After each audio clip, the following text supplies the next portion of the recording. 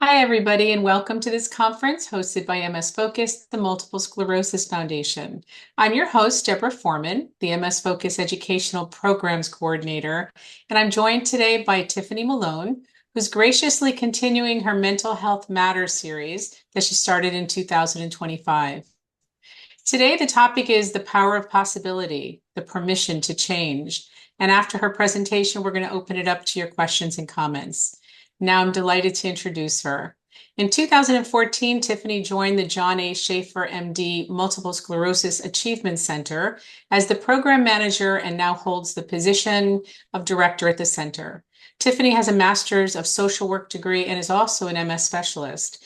We're very pleased to have her join us again regarding this important topic. And Tiffany, thank you so much for being with us. I'm going to turn it over to you as soon as we have some, let me look and see if you brought your stuff up. You can go ahead and put your screen up if you want. You want me to share my screen? Okay.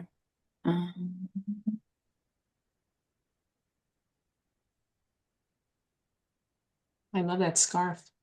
Thank you. Can you see that okay? Yeah, it's perfect. Showing? Okay, perfect.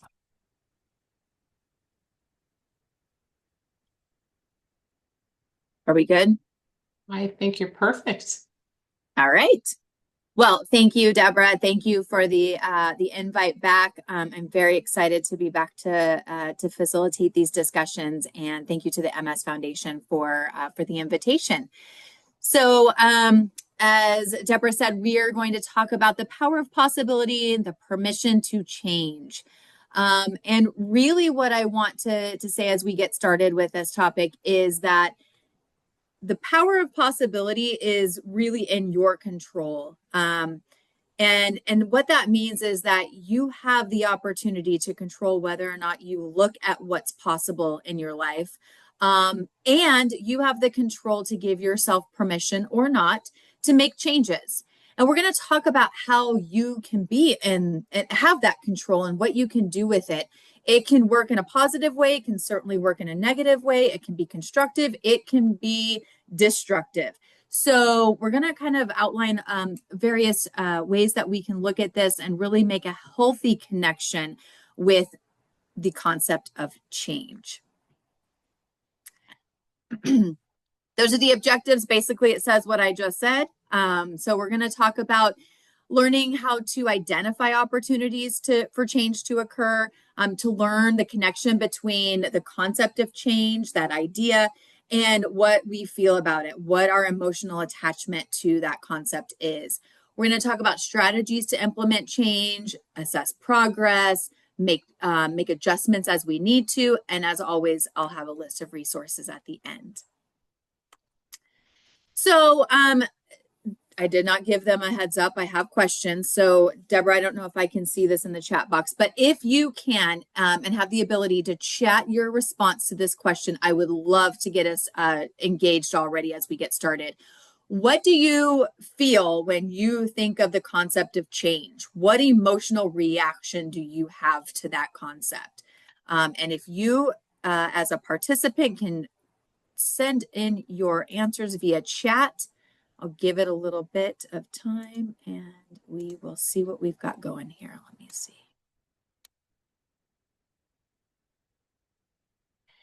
Fear and uncertainty. That is a very common answer that I hear, which is why we're going to talk about this today. Apprehensive, that it's going to take work, that it might be difficult, that it might cause some anxiety, that it's difficult to even attempt. We're hopefully going to break that down a little bit for us. Uneasy from past choices. We learn from our experiences, right? So how can that knowledge and that education benefit us? Wary of the term, just in general, don't even maybe want to entertain the word because it might not be how we want to approach this. We like things to be how they are. Nobody likes change, right? That's the kind of the concept out there. Trepidation and anxiety, structure and organization working. Without change for me, I need to be fluid like water. I love that, Shelley. Thank you for saying that. Those are great responses. So nothing that says, yes, I'm excited. Let's go. Let's see what's out there. Let's see what's possible. Don't know that I'm going to achieve getting you to that position emotionally by the end of this, but hopefully it's a little less of the fear and anxiety and trepidation and more of the, okay, let's see what else might be out there. It might not be bad. Okay. All right. Move this out of the way. So tell me now, and enter this in the chat box as well, what factors have limited your ability or your motivation to make changes? What's limiting for you? What holds you back? What keeps you maybe unmotivated? So you want to change to be able to participate in swimming more, and money is the limiting factor. Fatigue, energy, yes, yes, yes. Some change is great. It's the change into highly possible discomfort of some kind that gets negative response from me. Absolutely. Fatigue. Oh, that I can't drive. So there's a transportation limitation. Huge limitation, I know, for many. Fatigue and uncertainty. Sometimes I just don't want to. There's just no motivation. I'm content, or I don't even want to entertain the possibilities. So that's absolutely a valid response. And cognitive issues. Yes, there could be that cognitive concept of, I don't even know how to break this down. It's too much. It's too much all at one time. It was unexpected. I couldn't plan for this. And now I feel overwhelmed, and never mind. I just don't even want to entertain the idea. And loss of control. Kelly, I'm so glad you said that, because I am going to hopefully show you in all of this where you do have control. And if we can focus on those pieces, it really can change how we are emotionally attached to it, how we approach it, and if we're willing to move forward in an attempt to make a change. Lots of fatigue, yeah. And I feel comfortable at home, scared to leave. So, okay, that's all fantastic. Thank you all. There's always change. So let's find ways that we can embrace it. Thank you, Mary, for saying that. All right. So what I also want to say is that change doesn't have to just involve you. And in most of the cases, it probably forcefully does not just involve you. There can be other parties, and I'm going to show you how that can be helpful to you and not as frustrating, distracting, unmotivating. But I want you to know that you're not in this concept of change by yourself. So I'm using the acronym CHANGE as we go through this discussion, and we're going to break this down into these talking points. We're going to talk about connect. We're going to talk about help. I know that's a 4-letter word that we don't necessarily love, but we're going to talk about it anyway. We're going to talk about assess, the concept of a new vision, how to get to work, and lastly, how to evaluate. So let's talk about connection. Connection is important every day, okay? Some sort of connection is important. This isn't just an idea that we connect or need to connect when we are forced to make a change or make a decision, or when something is not going as we expect. So I want you to think about a toolbox. And what do you have in the toolbox? You probably have a hammer, screwdrivers, pliers, nails, all sorts of different tools, right? Now, think about how often you go to your toolbox. Are you going to the toolbox every day? Sometimes, a couple times a week, maybe every now and then. And my next question is, do you use all the tools in the toolbox every time you go to the toolbox? Maybe in some cases, the answer to that is yes, but probably not all the time. I want you to think about your connections as your toolbox. Put those connections in your own personal toolbox and use them when you need them.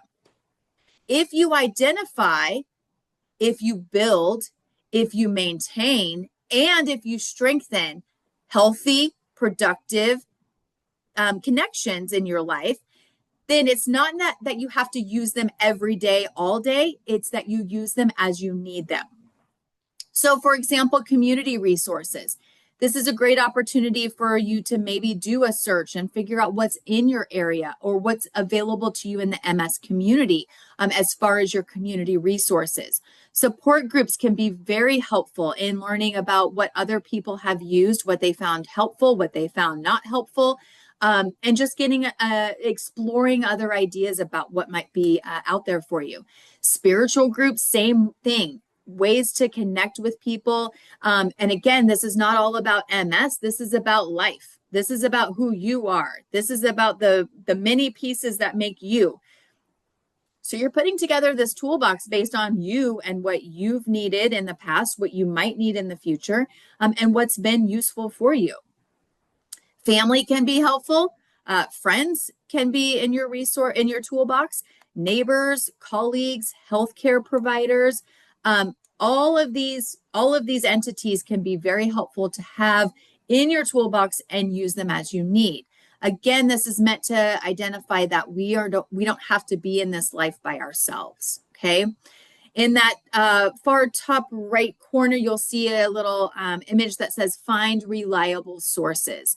I will always encourage you to make sure that you have reliable sources that you trust, that are supportive to you, that may challenge you a little bit, but in a healthy way. You want reliability, you want trustworthy, and you want healthy connections, okay? And when you're building and engaging in or participating in these connections, think of what your participation level is. Think of how you're showing up to those connections. Are you an engaged participant or disengaged? And how do you know the answer to that? Well, you're engaged if you are open to new ideas, if you're open to innovation, creativity, something outside the box, or something that you haven't thought of. Are you open to that? Are you open to considering it, to getting more information? Are you listening intently? Are you hearing what the person is saying or what that resource is providing to you? Are you really taking the time and using some of that energy to really focus on the information that's being presented to you? Are you following through? Yes, I'll read more into that, or I'll look more into that, or I'll gather more information, or let me give it a try. Are you willing to say yes and actually move forward with trying it out? Are you looking at it from a positive mindset? Are you going into this to say, hey, this may not work out the way that I want or expect it to, but I'm interested in knowing what might happen. There could be success. I could learn something new through this process. Am I looking at it from that lens or through that lens versus already shutting it down and being, expecting that it's going to fail no matter what? And are you willing to take a chance, make the effort? I know fatigue came up a lot as one of the barriers or one of the primary challenges to making changes. If it's important enough to you, you will dedicate the time and the energy to it, okay? That is part of being an engaged participant, okay? If you're disengaged, you are gonna put out minimal effort. You're already going into it with a negative mindset to say, this is not going to work. I'll give you a few minutes of my time, but already in the back of your head, you're doing that just as a favor or see, I tried it, but you're not really giving it any effort, okay? You don't have any motivation. I really don't care. I don't really care what the outcome is, okay? And a lot of that can be fueled by depression, anxiety, fear. Here's where the concept of control comes into play. When you are disengaged, you are controlled by fear, depression, anxiety, experiences from the past that did not go well, that are giving you already that anxious feeling, that trepidation that I know Kelly had reported. And so you're letting those emotions and those past experiences dictate and control what happens next. Okay. We're going to learn how to maybe shift that. And again, you're absent. It says minimal effort. At the most, you're giving minimal effort, but most of the time you're absent. You're not even engaged in the conversation. Okay. So that's about connection and thinking about how we can build and strengthen those connections. And that's where we can be somewhat okay, if we're not already, with the concept of help. Okay. Again, I want to say that you do not have to bear the burden of change by yourself, because a lot of times, and we saw that in the chat responses, that the concept of change makes us feel already like that heightened sense of worry or anxiety or whatever the case is. And it feels like a challenge. It feels like a burden. So how can we reduce that? Well, we can know that we're not in this alone. That's where that support team, those resources, those healthy connections can come into play. And really what we need to consider and ask ourselves is, when we are faced with this overwhelming feeling of change, and we're going to reach out to one of those healthy, trusted resources, we're going to first ask ourselves, what is it that I'm asking for? What is it that I need? What level of support do I need? Oftentimes, and we've talked about this in a previous Mental Health Matters, is that when we are anxious already, when we're feeling out of sorts, when something is forcing us into a position where we need to make a decision to do something different than we were expecting, we can oftentimes have that heightened sense of, oh my gosh, this is a catastrophe. Nothing's going to help this. And you're already in that disengaged participant because you've convinced yourself that it's catastrophic. Oftentimes that's the initial reaction we feel, but it may not be the reality of what this is. So it may be that, gosh, I'm kind of forced into a situation where I need to make a change or assess the opportunity for change. Not what I was planning. Didn't really have time for that to happen right now. So that's more of an annoyance. Okay, because when we go to one of our trusted resources, we don't want to cry wolf when it really is an ant. Okay, we don't want to be saying, oh my gosh, the life is ending as I know it right now, when there might have to be a significant change. It might take some work. It might be challenging. But I know that I'm okay. I know that I'm surrounded by support. I know that I can reach out for help, and I can trust that. And in this, we are asking ourselves and really allowing ourselves to be authentically vulnerable.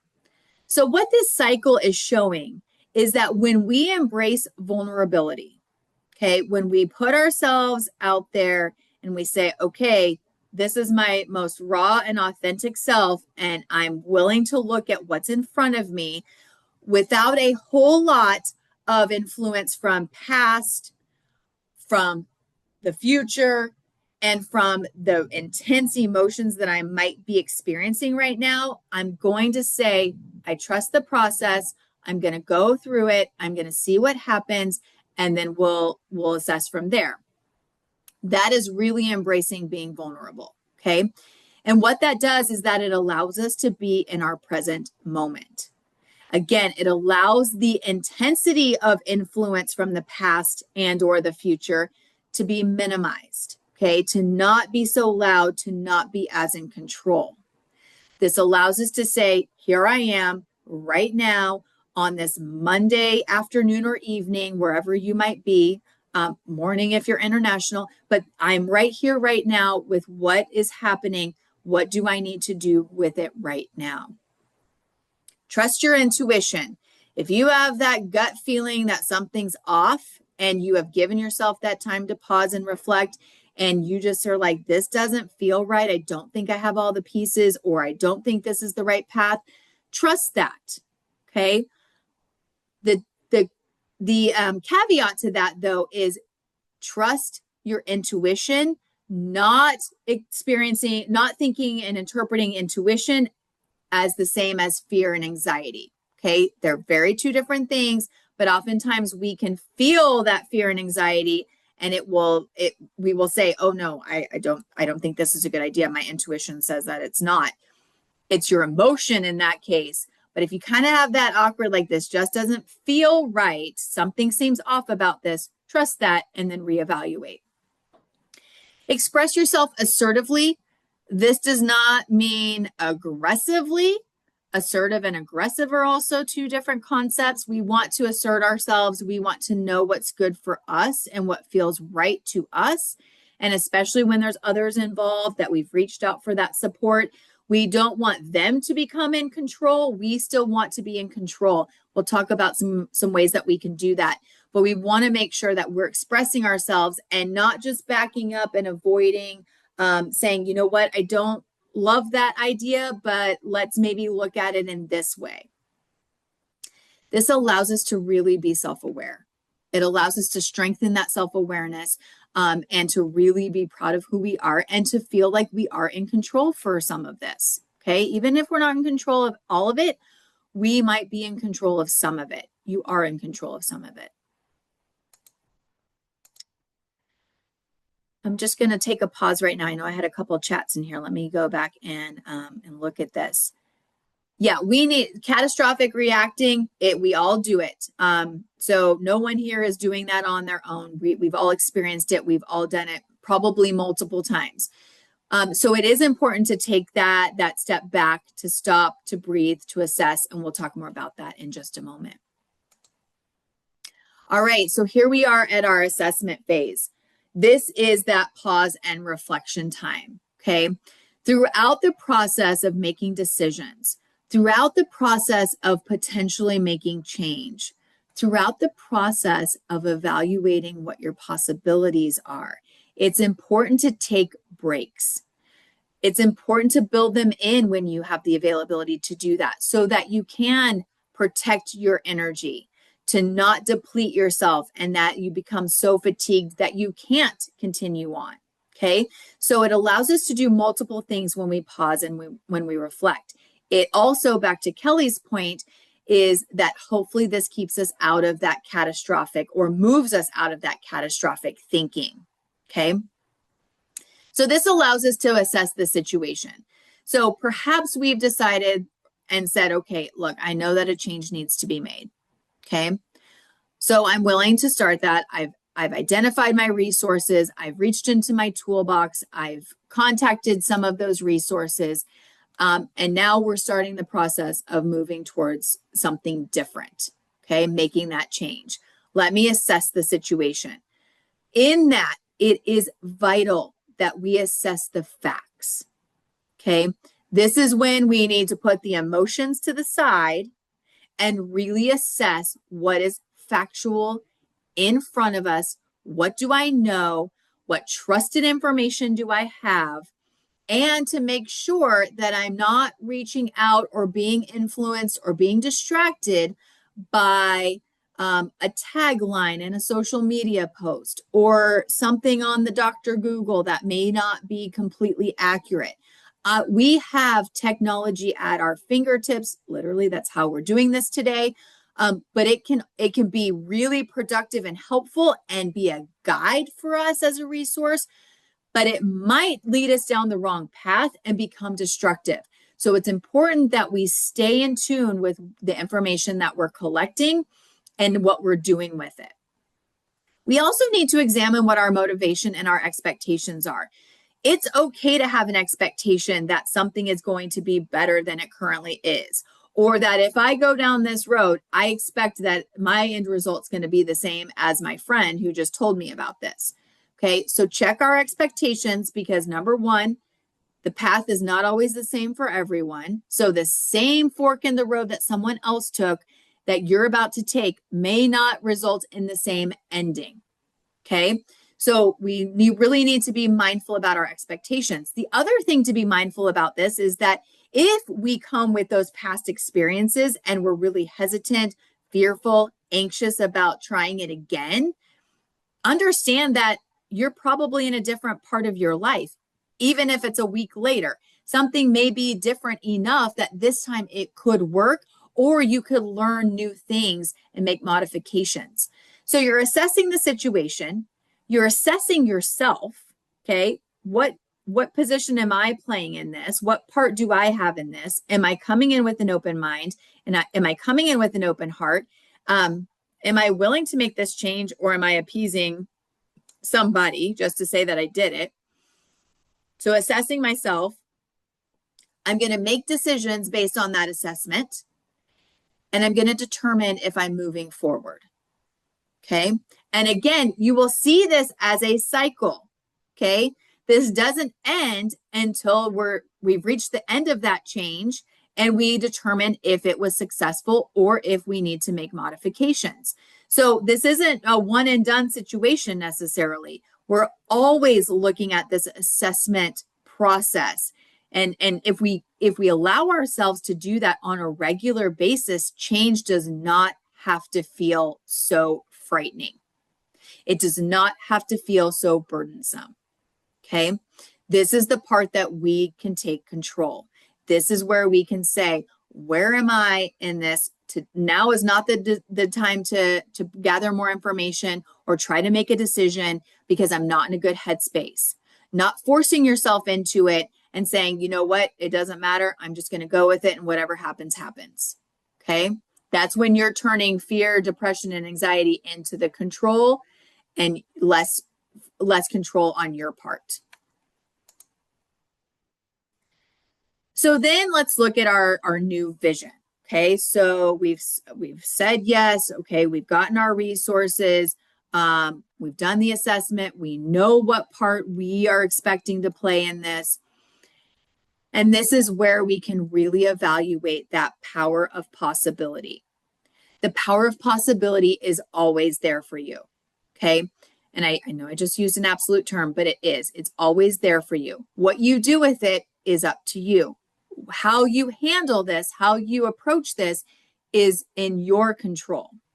So again, if you're coming at this thinking to yourself, I've already tried this, it's not going to work, then you're right. It's not going to work because you've already you've already manifested that.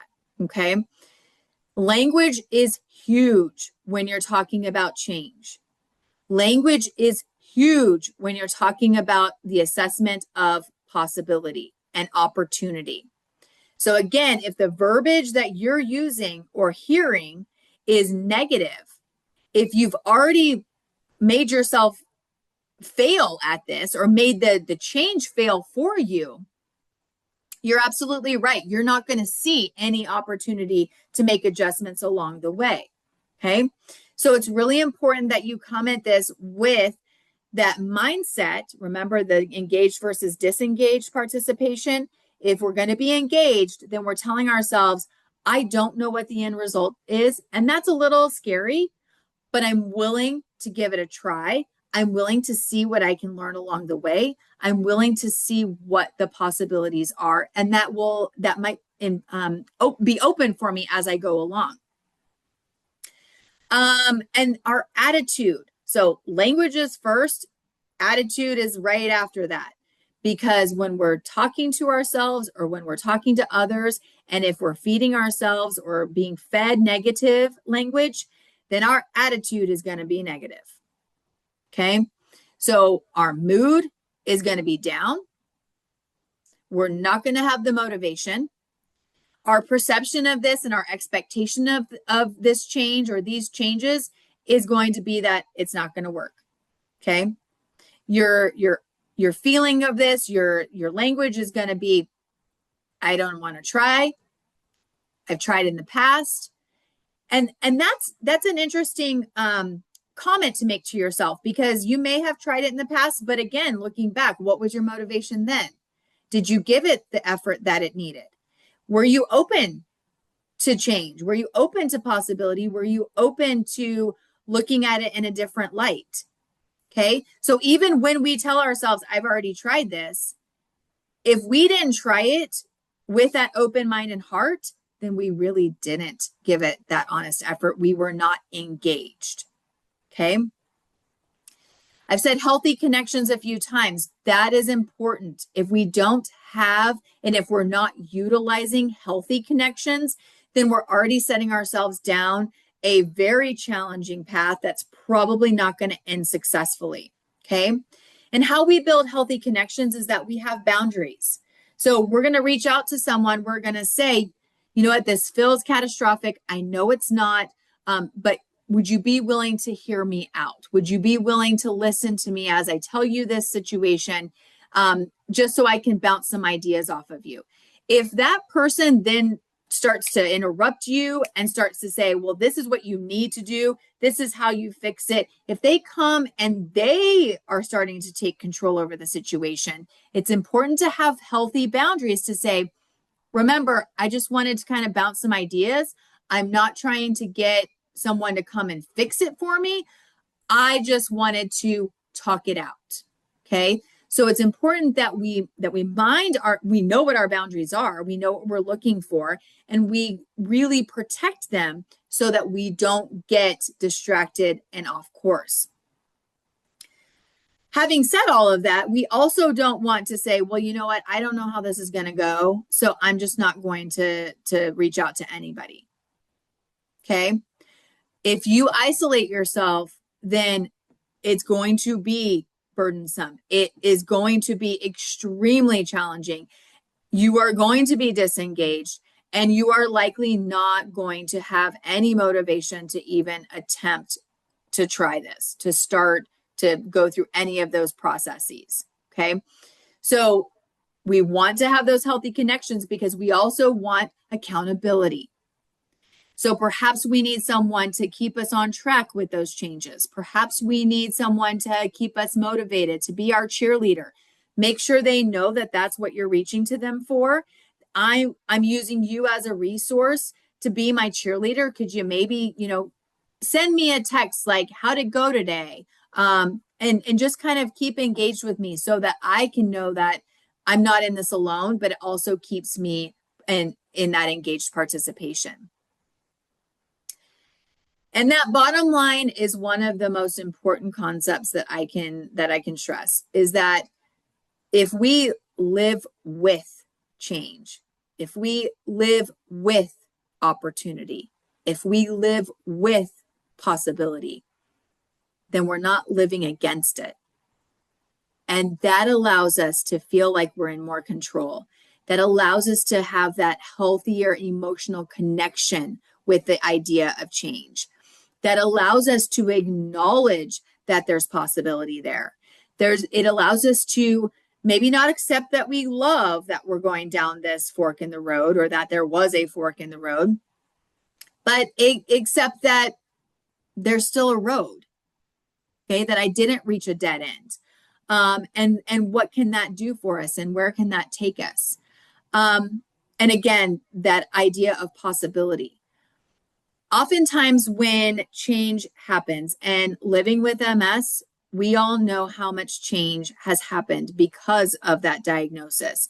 And you probably feel like you're in this constant state of change, or this constant state of uncertainty. I know that every day feels different. I know that function changes on a day-to-day basis and even throughout the day. I know that I can't anticipate what's going to happen. I know that if I say yes to something to do next week, that next week may come and I may have to change that to no. Okay. But again, if we're living with this diagnosis and not against it, then it allows us to experience and engage in those changes and those opportunities for change in a healthier manner. Taking time assessing the situation sounds easy with your fingers crossed. Not easy, Alexandria. It's going to take some time to get used to doing that. It's going to take some time to feel comfortable to do that. But really, when we give ourselves that permission, and really it's a boundary, it's a personal boundary that we have to really be mindful about and respectful of first and foremost, because then that allows us to build those boundaries with people around us. I like that there doesn't have to be a dead end to the road. Absolutely. This is not about that it's black or white, yes or no. There are so many possibilities. I know that if you are a member of the Achievement Center, I broke out the rainbow of possibilities in one of my presentations. And it wasn't to say that everything's going to be all bright and sunshiny, but it really was about that there's a lot of opportunity. It's a lot of different colors out there. And if we're willing to see it, it could end in a beautiful experience. Okay, keep those comments coming through the chat. I appreciate that. It's how I can engage with you all out there. So, but again, I want us to really, really be mindful of that bottom part and really think about living with, okay? And not so much living with fear and anxiety and depression. Yes, it exists. And yes, we are probably living with some pieces of those or many pieces of those emotions. But again, that we're living with all of this inclusively and that there isn't all doom and gloom, okay? That we might reach this part in our lives where we do have to make a decision, that we do need to make a change, but that you have control of that, okay? That you have control of that decision and that attachment to it. All right. I know we're fatigued. I know we have little energy. So the getting to work part may be the part where you say, all right, I thought about it. I gathered more information. I agreed that I'd be willing to try something, but then it comes to, it's time to get to work. And that may be the time where you're like, whoa, nope. I'm really not feeling it. I'm exhausted. My body hurts. I'm in a lot of pain. Didn't sleep well last night. Those are going to be your everyday excuses. Those are going to be things that are going to be in control as long as you allow it to be. Okay. So this is not just about making a commitment. This is not just about saying, yes, I will do that. Okay. Which hopefully by the end of this discussion, you're going to leave here and say, yes, okay, I'm willing to do that. Now comes the real part, the real hard, probably the hard part, but the real part that you are again in control of. What are you going to do about saying yes? Okay. When you are making a commitment, be specific, be realistic. Okay. It's kind of like a SMART goal where you're breaking it down into pieces. Change can feel very overwhelming. So if we can break it into smaller parts, that's the way to go. Okay. But we really want to make sure that we're being specific, realistic, factual, so on and so forth. Know your why. Why are you entertaining this idea? Okay. Is it because something's not working? Is it because something's not working to your liking? Is it because there's been this life change and this is kind of forcing you into a position where you need to make some other choices? Know what your why is.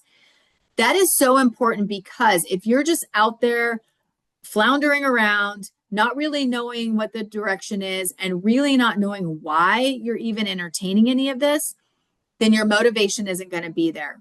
Okay. Your ability to identify resources isn't going to be there because you have no direction. Okay. You're not even on the road. You're kind of just swirling around. So when we go back to that part where we were going to be authentically vulnerable, this is where we're really assessing us and being present in our moment. Why am I doing this? What is it potentially how is it going to potentially benefit me?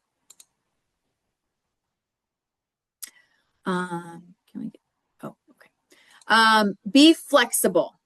Okay. When we're going into a situation and especially a situation of change, and we are going into it with a rigid concept, when we're going into it with rigid, when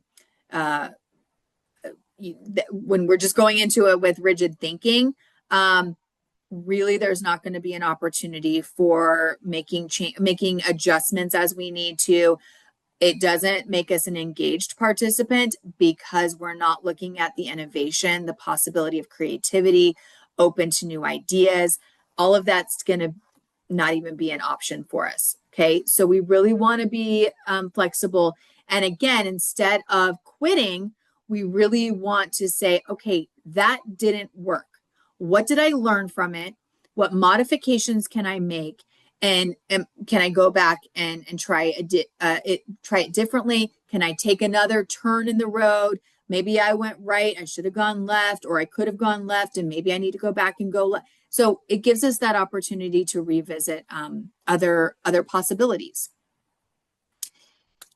The reason why we always say break it down into small pieces is because we really like success. We like that feeling. We like to know that we were productive, that we were successful. So when we break it down into small steps, it's a small step that did or did not work for us. Okay. And when it works for us, we better celebrate the heck out of that. Okay.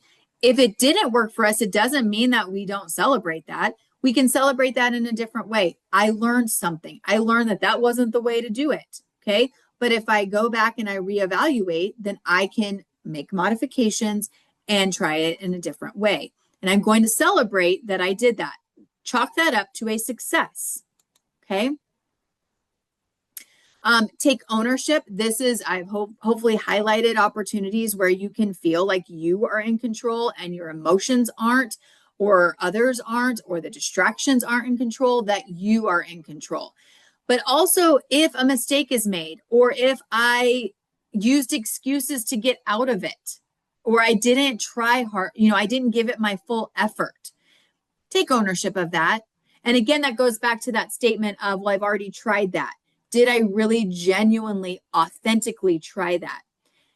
And treat yourself as you would a friend. That mantra, do unto others as you do to or you want done for you. But you need to ask yourself how you're treating yourself.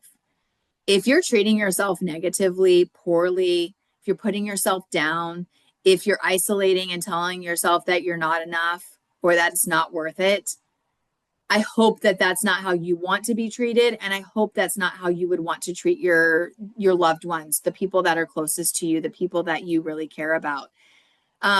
First and foremost, love and care for yourself. You will be more willing to make change, to be open to change, to at least consider change, if you are understanding that you are worth being cared for and loved. Okay. So when it says treat yourself like a friend, make sure that you understand how you're treating you and how you're treating others and where that's coming from. Now, making commitments isn't just about solely making them. It's also about keeping them. Okay. And when we keep our commitments, it can help us build and strengthen self-trust, increase our self-esteem, and really strengthen our accountability. Okay. I see a question in here. What if you're tired of making changes? So I'm going to say that, and you're not going to love me for this, but change is inevitable. It's going to happen. Okay. It's going to happen with or without you. It's going to happen with or without your participation. So if you're tired of making changes, changes are going to happen for and around you, and you may not love that. It's hard for us to complain about something that we don't love or that didn't work for us if we didn't choose to participate in it. So be mindful that you might be tired of making change. The alternative may not be better. Okay. And you may really have that negative reaction to change because you're more avoidant, or you're feeling like you want to avoid, or you're feeling like you are a disengaged participant. Okay. Is it important to make changes daily, big or small changes? So that's a big question, and I'll try to answer it to the best of my ability. It really depends on what you're looking for in your day, and it depends on what change we're talking about. So if you're tired of the breakfast you have, or the lunch you have, or the snacks you have, yeah, you might want to change that from day to day. I'm one that if I'm bringing the same leftovers for lunch every day, by Thursday, Friday, I'm throwing it away because I don't want it. So I know that about myself, so I have to stop doing that. So is that making a daily change? Yes, I'm making a conscious effort to do that. Do you need to make big milestone changes every day? Probably not. But again, as you're open to the concept of what might be a little bit different today than yesterday, then yeah, I think it is a daily occurrence. And again, there's that opportunity for change every day, because you might wake up and have a different mindset, have a different level of pain. But if your expectation is that today's going to be just like yesterday, and yesterday royally sucked, and so did the day before, and the day before, and the day before, so today's going to be the same, you're absolutely right. It is going to be the same if that is your mindset, if that is how you're going into it. So if you're willing to say, okay, today's a new day. I'm going to be present in my moment. I'm going to be present in my day right now. And okay, things are going okay. Let's get up. Let's see what's in store. Let's see what I can get myself into. Okay. Oh, Lori, thank you so much. Giving me hope and courage to leave my house and try something that will benefit my health. So, Lori, I don't know enough, so I'm going to kind of give a broad response to that, but I really want to encourage you again to break it down. You're not necessarily going to leave the house for the first time and go on this big excursion. You're not probably going to go to some big public situation. Take small steps, do what you feel not necessarily 100% comfortable with, but comfortable enough that you're willing to make yourself, challenge yourself a little bit. Okay. Making way too much sense. Thanks, Norma. All right. So now we're ready to evaluate. Now we're ready to see where we are, what we need to do. And what I'm going to tell you is to always have a questioning attitude. This is very different than going in and being skeptical. Okay. Questioning what's going on, having a questioning attitude means that you are willing to pause, reflect, be curious, to modify as you need, and then to continue on.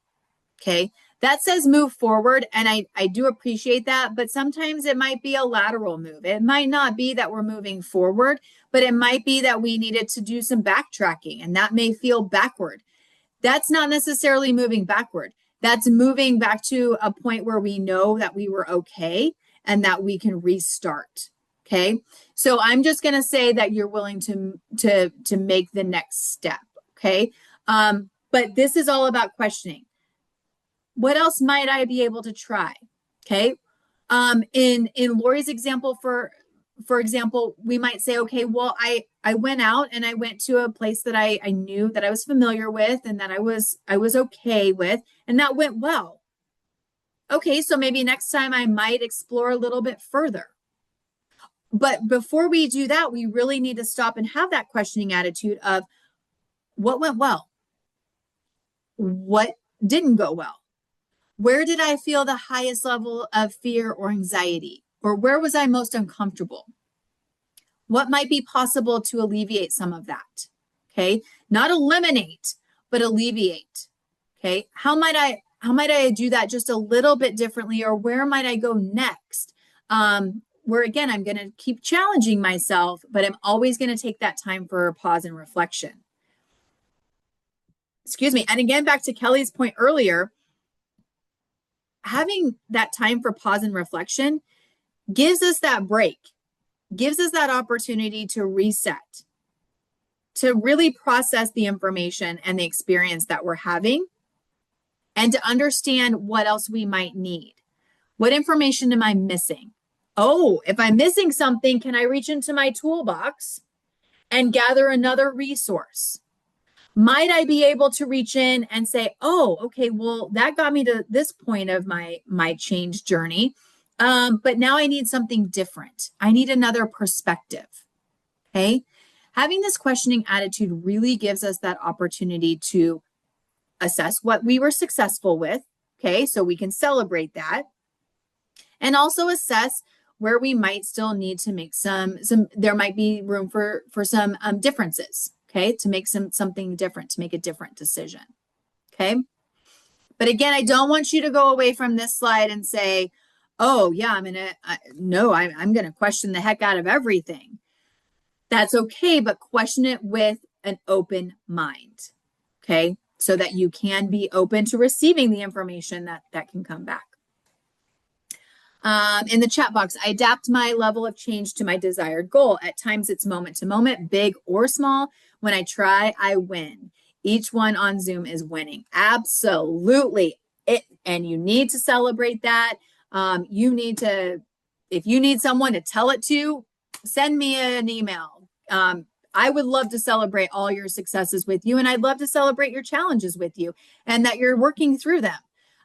So again, it goes back to that language, right? What's possible?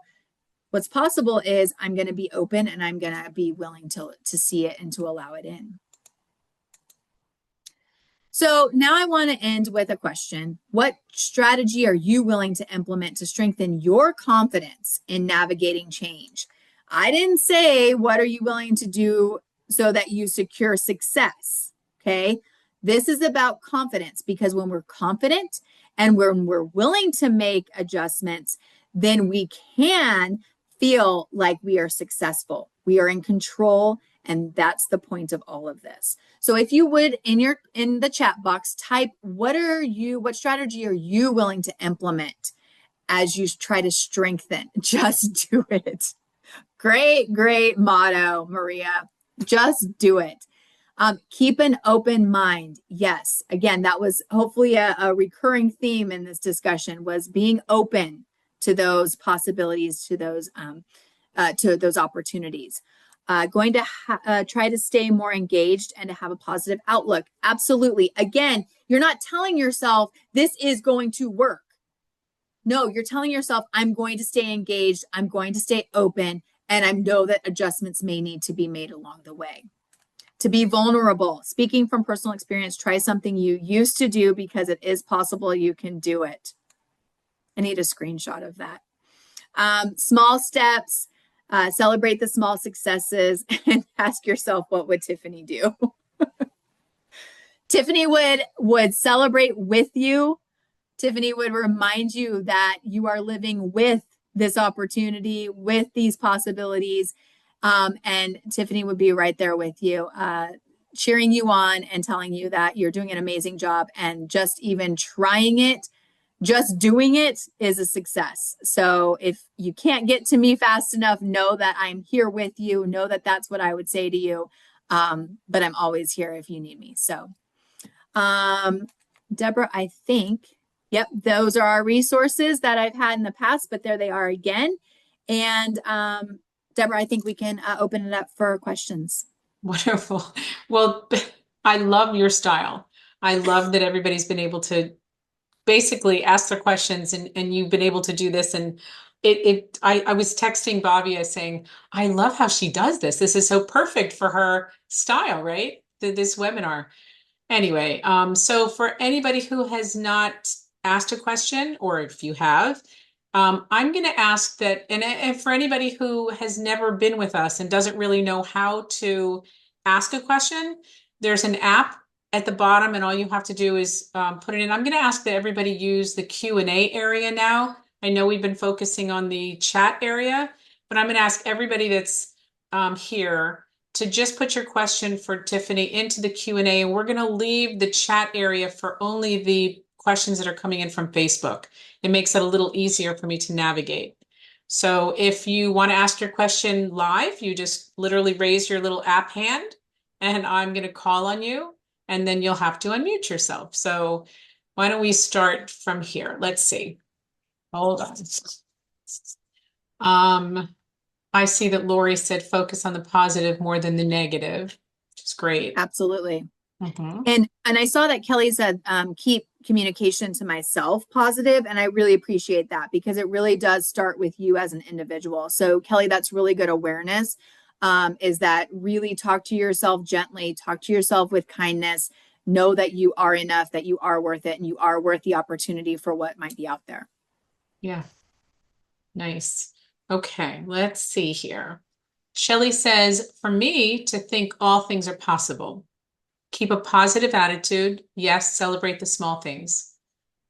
Perfect. Yes, thank you. Let's see. Wow, people really had great thoughts, right? Great questions. That was awesome. And I love the ongoing engagement, because it helps. It just makes me feel like we are all here together. Yes, but you're getting a lot of little hearts floating. Oh, thank you. But really, the hearts go out to all of you that are out there, because you took the time to do this. Hopefully you got something out of it, and hopefully you're willing to give it a try, and try something that you've been hesitant about or that you didn't realize. So anyway, hopefully that's what you leave with. Yeah. Well, Ashley's saying, how did you get involved with the MS community? Good question, Ashley. Good question. I have always been in the medical field. I have always been in the neurological portion of the field, and living in this area, I knew that this program was opening, and so I had been working with kind of like a general neurology home and community-based program for a couple of years, and when this program opened, the MS Achievement Center opened. I kind of just kept my eye on it. And MS is one of those diagnoses that not all healthcare professionals love to work with because it is so unpredictable and it is not the same for everybody. So what I experienced is that I worked with some really amazing colleagues who would not work with people living with MS because they didn't know enough about it. And so to be in a community where I'm surrounded by people who say yes to each other, it's just really powerful. And I will also disclose that I am living with MS. So I have some personal background to it with it as well. So Thank you. yeah, Denise absolutely. does say, be real with yourself and trust the process. That the possibilities are endless. It's true. They really are. And I think that speaks to Irene's question or comment earlier where, do I make daily changes? Do I need to do this on an everyday basis? But if we understand that that's an opportunity for us to grow and strengthen ourselves, then yes, absolutely. Yeah, it's true. I loved your slides. I love the fact that afterwards, because I know there was so much content today and there was so much information. I love the fact that we record it all and that it's going to be put on Facebook for the next day or so, and then it'll go onto YouTube. So people will be able to go back and forth and share it with people. So Absolutely. yeah, I can't wait. I want to go in there and really listen to it again. So okay, let's see. Um, I think maybe you answered every question and people, wait. Do any of these abundance of resources in other places avail themselves to people in other areas of the country? Uh, Hmm. like the MS Achievement Center specifically, or the resources I had on that one slide, Um, if that person can if they maybe could clarify a please little bit. answer. Yeah, make it easier. Hmm. All if the above? All of the above? All of the above. So what I will say is that no, there are not MS Achievement Centers everywhere, unfortunately. But there is an alliance of what we term ourselves as day wellness programs from across the country that are really trying to get the word out about how these types of programs can help someone and really complement the healthcare system, the medical system. We're wellness based, so it's really important to know that MS is not the only part of you, that there's so many other pieces to you as a puzzle. And it's really important that we recognize and we live with those pieces, right? So what I will say to that is that even though you may not have a wellness program or you may not have an MS Achievement Center, you can find components throughout, whether that be virtually, in person, and if you're struggling to figure out kind of where to get started, feel free to reach out to the MS Foundation. They have my contact information. They have my permission to share my contact information. I'm happy to explore what resources would be best for you. I think that's probably the easiest way I can answer that question with it being so broad. Thank you for allowing people to reach out to you. We do have a couple of our presenters who do that, and whoever's interested in reaching out to her, if you were to just respond to your reminder email from today and say, I would like to ask Tiffany something, we'll be happy to, or you could actually send us the question. We'd be happy to send it to Tiffany. That would even be better. We can forward it. Absolutely. So, Because yeah. I know that we all leave these things and it's like leaving the doctor's office, right? You're like, oh my gosh, there were like 10 questions I didn't ask. And you have time. So get them over to me and we'll make sure that they get answered. And there'll be another one of you in the next few months. So that's always nice. Oh, you have a Yes. lot of thank yous. Okay. Um, So I think since we really don't have questions anymore, I think everybody's questions and answered out, we can say our goodbyes. It does bring us to the end of our time. If you've missed any part of this conference, as I said, it has been recorded, will be available tomorrow and actually today also on Facebook and YouTube channels in a couple weeks. Just reply to your registration email if you have the information that you would like to ask Tiffany. Be happy to get that to her. Or if you have anything you'd like to ask us about future information about our future webinars, we're happy to get back to you. The best way to do it is, as I said, just reaching out to the email that you received today. So please join us for our next teleconference, which is going to be on Tuesday, February 10th at 4:30 in the afternoon. That's Eastern, when Dr. Ben Thrower is going to present the topic of fatigue management in MS. I know that's something that we've discussed a lot, but it happens to be a super hot topic. So I'm excited he's going to do that again. As you leave the conference today, a survey will appear on your screen. We ask that you please take a moment. It only takes a second to give us your feedback on this program and your suggestions for future topics. It's the best way for us to know what's meaningful for you and what you want to hear. So our sincere thanks to all of our attendees for your participation, and especially to Tiffany Malone for sharing her time and her experience and her expertise. We really are so happy that you do this for us. We're thrilled. Have a great evening, everyone, and we look forward to seeing you again next time. Thank you.